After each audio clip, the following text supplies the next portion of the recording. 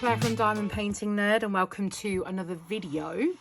So in this video I am going to show you how I have customized my drill storage. So I have I've got quite a few of these 28 pot cases. Now I've also got the Art Dot cases with the little bottles in. I've got the 30 and the 60.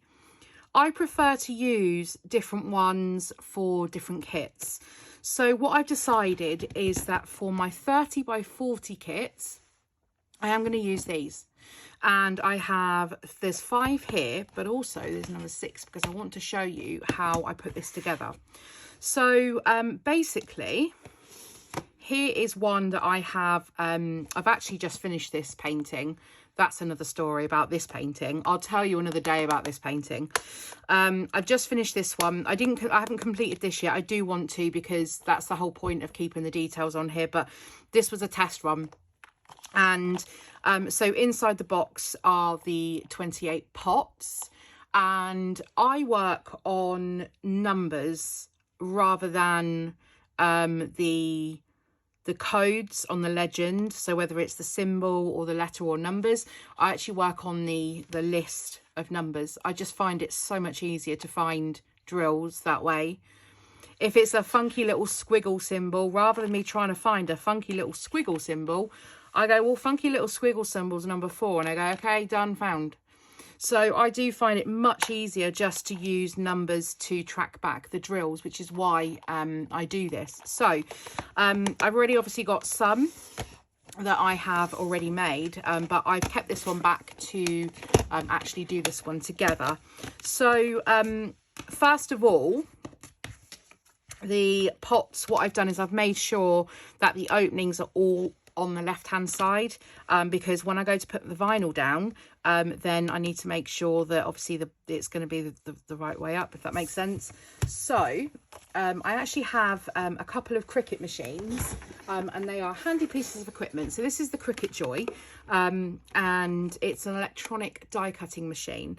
So what that means is it enables me to be able to cut out my own custom vinyl, amongst other things. So here are some vinyl numbers that I have cut out of my little Joy machine.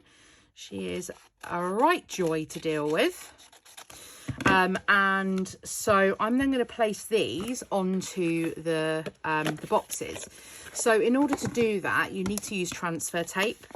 And so I'm just going to cut off a strip. Now, this should be a lot sticky. I have got other transfer tape, but I was being lazy. This is the one that I had out. This stuff I've found, when I first got it, it was fine. But yeah, the stick's not so great. But it's only to enable you to lift the vinyl off the backing, and then place it down onto a flat, clean surface. So on this one here, I'm just going to pick up the number 1 using this transfer tape, and then all I'm going to do is onto my first pot, I'm going to add my number 1, and oh, that didn't work very well. Make sure that's stuck on there properly first before I peel it back, and then I'll peel the transfer tape back. And then I'm going to move on to number 2. And the way that I work my numbers is I go all the way across and then come back and start a second line. So we have number 2, just making sure that I don't touch the vinyl whilst it's being stuck down. I don't want to lose any of the adhesive from underneath. This is permanent vinyl. However, you can get what's the other word? Temporary vinyl. So if you had one boxes that you wanted to customize, but you wanted to be able to remove the vinyl, there is temporary vinyl out there as well. So this is a real simple process. Just need to put a bit of pressure on that to make sure it's stuck down. And then, yeah, so I've actually gone ahead and cut out 1 to 28. This is where this transfer tape isn't the best. 5.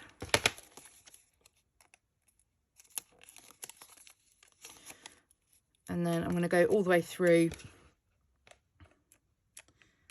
to number 28. So I'm going to pop this on. I'm going to pop this on fast forward, and I'll catch you towards the end of putting these numbers on, because I want to show you the, I've probably made these numbers a little too big to put 2 digits side by side. So stay right where you are, and I'll catch you in a second for the next part of this.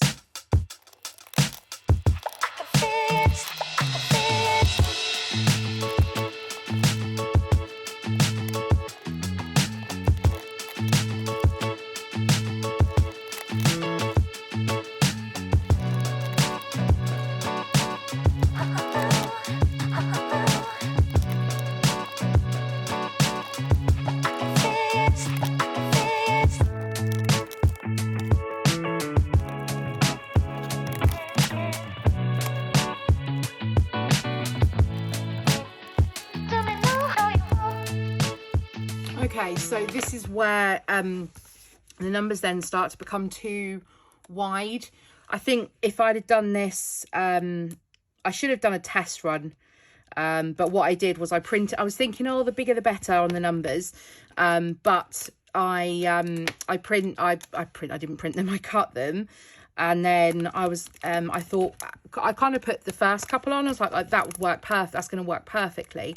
And then it wasn't until I started numbering up the later ones that I then realised that actually the number 2 especially is quite wide on the pots.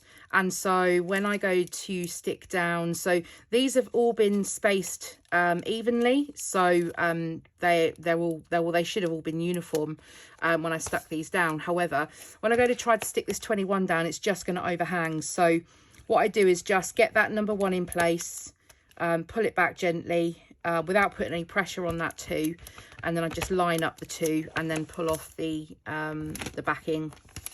Sorry, pull off the transfer tape. So I'll just do that again. So 22, probably this is going to be the widest one. That's 21. And then we put the number 2 down first on the right hand side. Give that some pressure. Pull it back, and then I'm going to pop it down.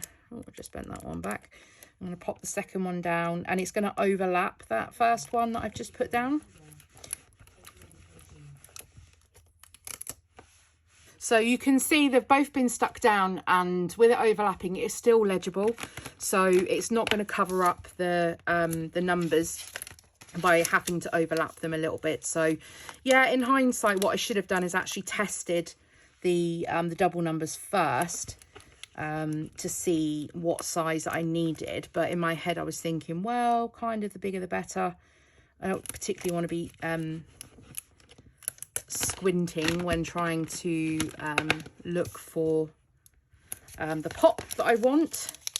So I am just going to finish these off. Now, I was also going to cut these numbers for my art doc cases as well. However, and I still could, it's not a problem. However, just to save on vinyl and save on time more than anything, I ordered some DMC stickers and just from Amazon, and the DMC stickers actually come with, I've just got them here beside me, they actually come with another sheet that has 1 to 99 on. So what I might do is just, and there's 2 of these sheets, so what I might do is just use this to dot up my cases in my 60 case, because they've just got my they've just got handwritten numbers on. I've just found a really random, I've just found a dot on me. I haven't even been diamond painting today, so I'm not too sure where that's come from. Yeah, so I think what I might do is just take those off, because what happened with those as well is the labels were like a little bit shiny. The surface was a little shiny, so when I was writing in pen on the labels, I've ended up smudging quite a few of them. So I think what I'll do is I will use the numbers from those DMC stickers, and that will mean I can use I have enough then to do 1 to 60 on my 60 pot case, and then enough to do 1 to 30 on my smaller 30 pot case. And so yeah, save me cutting the vinyl and whatnot for those cases. Might as well just use the stickers I have. But for these ones, this was, I already had this idea in my head that I wanted to do this, and so I'd already cut the vinyl, and so I was good to go. It was only later, after I'd already cut all of this vinyl, that actually all of the DMC stickers, and seen that they give you 1 to 99. It wouldn't have been any good for these pots anyway, because I've got 7 of these, and so I'd only be able to use 2 of them for 1 to 99. So anyway, there we are. So we have all of the pots now numbered with the black vinyl, and this permanent vinyl, so those will stay on there. Now what I am going to do is I'm going to create a double pocket. So this is going to serve as a place for me to be able to know what canvas these drills belong to, and by way of a photograph of the canvas, and also a info card. So I've just created this on my computer, and it's just got listed the canvas name, the canvas size, the canvas number, where I purchased it from, when I purchased it, the number of colours, when I started and when I finished. So I'm also making my own logbook, so I need all of these details to help me remember what all of these things if I want to transfer it into the logbook. So what I need to do is I need to create something where it's going to be able to hold these. Now I could just use a bit of tape, but I want this to be able to be reusable. So what I use is these. So I am my first love, my first craft is scrapbooking, and so I have quite a lot of different supplies in my craft room, mainly for scrapbooking, obviously now diamond painting as well. My other YouTube channel, if you are interested and wanted to go and take a look, is scrappynerduk, and I'll leave that link down below if you are into that sort of craft as well, or if you just want to go and take a look at what else I do on YouTube, then feel free, it's linked down below for you. Anyway, off track. So in my craft room I have many different supplies, and this is one of them. So this is a page protector, and what this does is it enables you to be able to place into this particular one, into pockets, your scrapbooking. So you could have photos in here, you could have journal cards in here, you could have embellishments in here, tickets, anything like that. So, and then this just goes into an album. So I have these in my stash already, and I thought these would be perfect to use to create a pocket, or a double pocket as I want on this, a double pocket on the front of my box. So these ones were actually from scrapbook.com. These ones are 9x12 and you get a 10 pack. They do come in other sizes as well. So I think I have them in 12x12 as well, which is the typical size for most scrapbook pages. So I'm just grabbing my trimmer, and what I want to do is I just want this double pocket. So you can see that the seam is here. Now I want to keep that together, so I can just put it on as one piece, but I need to get rid of this one. So there is a way in these ones of being able to get 3 double pockets out with each page protector, and then all you end up losing is this side panel. So these pockets here, because you've cut it down the side, it means that it's no longer sealed. So these you can't really use them, but there is something called a fuse tool where you can reseal them back up. So there are a few different ways of being able to deal with this. So for now, all I'm going to do is just trim off the end pocket, the end 3 pockets, because those are of no use to me. And then I'm also going to trim off the binding strip as well, because that is no use to me. It's not going into an album. And then that's going to leave me with 6 pockets. So all I need to do, so this top one here, is I need to bring it down underneath the seam and cut across. So that's giving me, it's still sealed on the bottom and just 2 pockets in the top.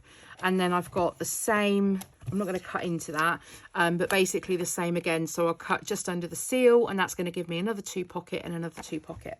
So I'm going to pop that to one side, because that will be for if I get any more pots. And then what I need to do is, I think, let me just double check. I think these are 3.5. Is it 3.5 high that I cut these down to? Yeah, 3.5 inches high, and they're 3 wide, or just over with the seam. So I'm going to line this up in my trimmer, and at the 3.5 inches, but 3.5 from the bottom.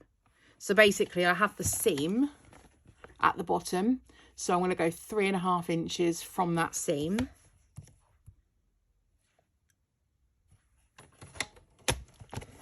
And I'm just going to cut across, making sure that I've cut the top of the pocket and not the bottom, because if you cut the bottom, then it's going to be open and no good.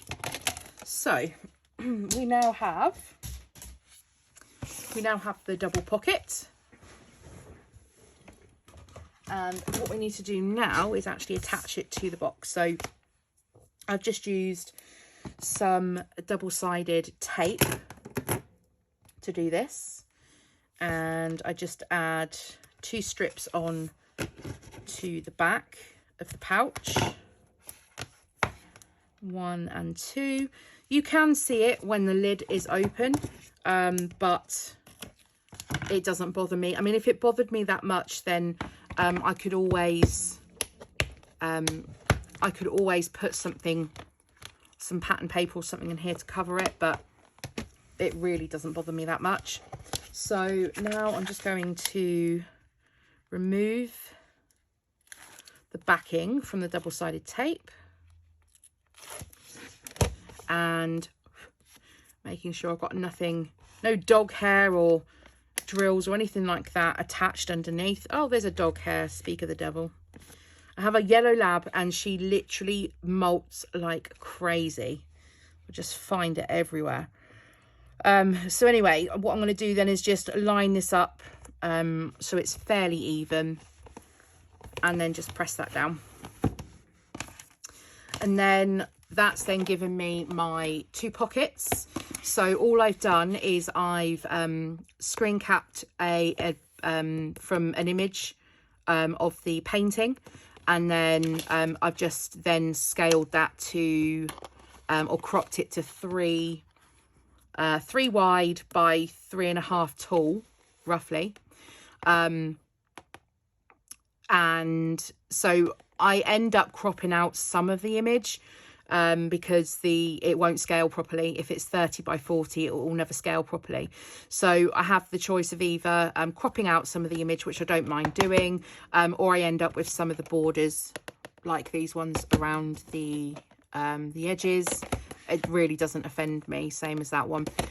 So it doesn't bother me. And then these are just some info cards that I made, and again they are scaled to fit into these pockets, and so I will fill these in when I come to start on the kitting up. Now that's the box made, and it was that simple and that easy. I know obviously not everyone has a Cricut machine, but it is just an idea for those out there that work by numbers.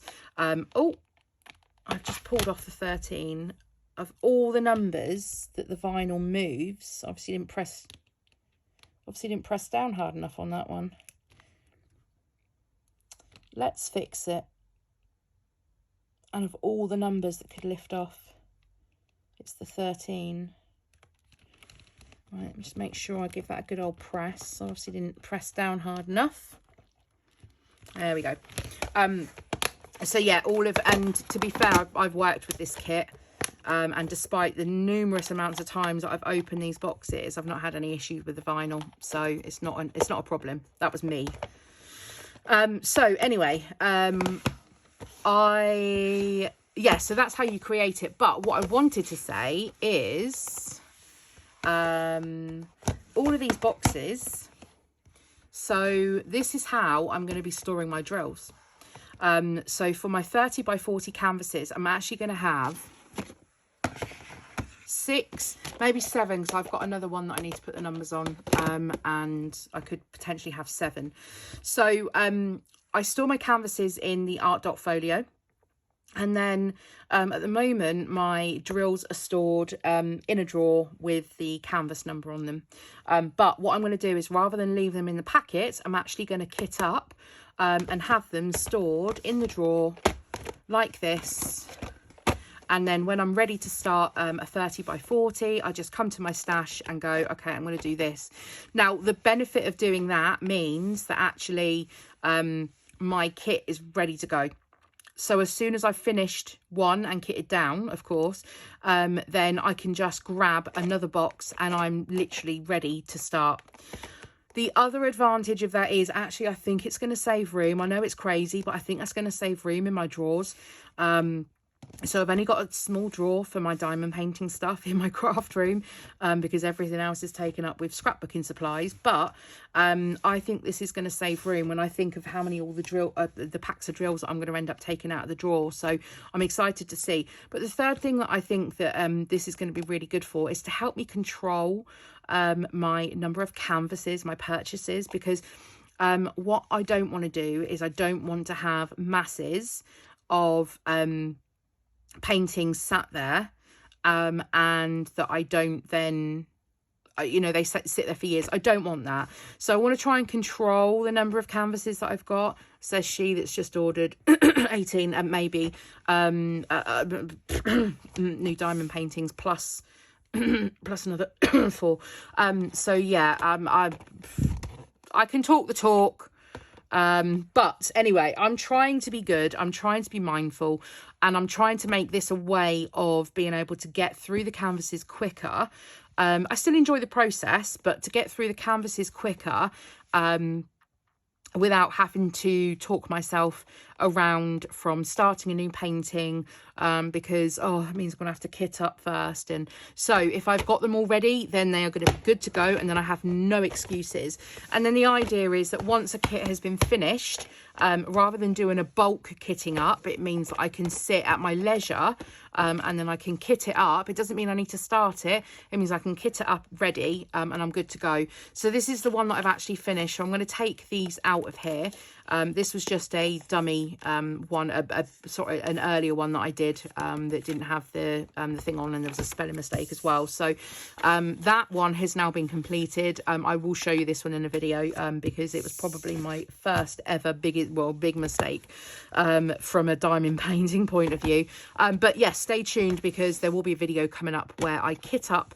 I do a bulk kit up of 6 in one go. So stay tuned for that, and I'll see you all again next time.